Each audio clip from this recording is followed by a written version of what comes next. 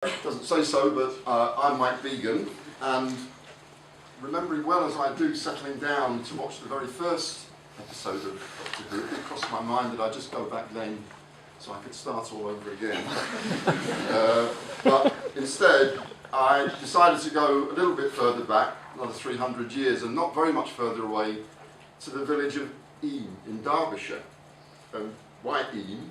Well, Eyam is known as the Plague Village, and it's known as the Plague Village because plague was ravaging the country then, as it would ravage much of Europe, and the people of Eyam decided very altruistically, amongst other things, to quarantine themselves, to all remain within the village of Eyam, so that plague didn't spread even further.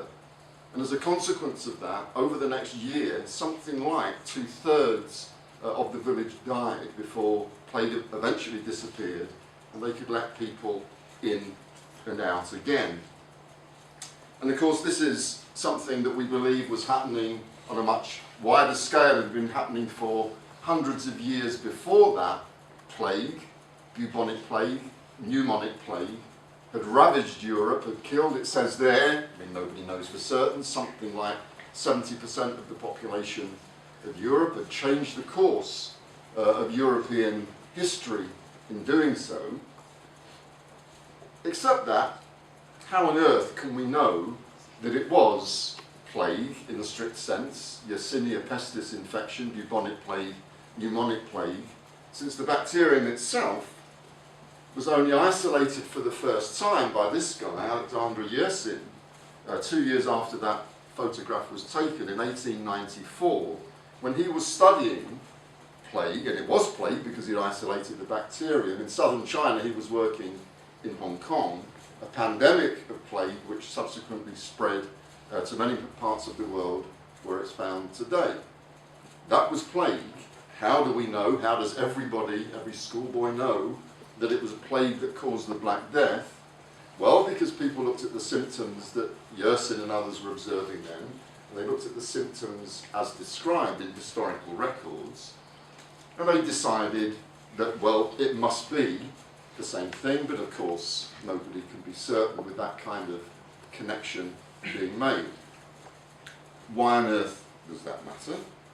Well, plague's still with us today. That map of the world has coloured in red those countries of the world where plague is present today, and in just about every one of those, people are dying each year, including the United States, many years anyway, not in vast numbers, but they're still dying. You can see that the area of people affected by plague is increasing, the number of countries reporting plague is increasing, and indeed, we ourselves in this department, a group of us are working on bubonic plague in Kazakhstan. There's a group of us working together there. Plague in Kazakhstan is perceived to be a serious public health problem, and we're helping to try and mitigate the risks of human plague spreading from the Great Gerbil where it's found. Why does that all matter? Well, I can tell you that everybody who writes a paper on plague, everybody who ever gives a talk on plague, precedes that or begins their talk by telling everybody how fantastically important what they're doing is, because it's this same plague that we're working on now that caused the Black Death and ravaged Europe and changed the course of human history and so on. But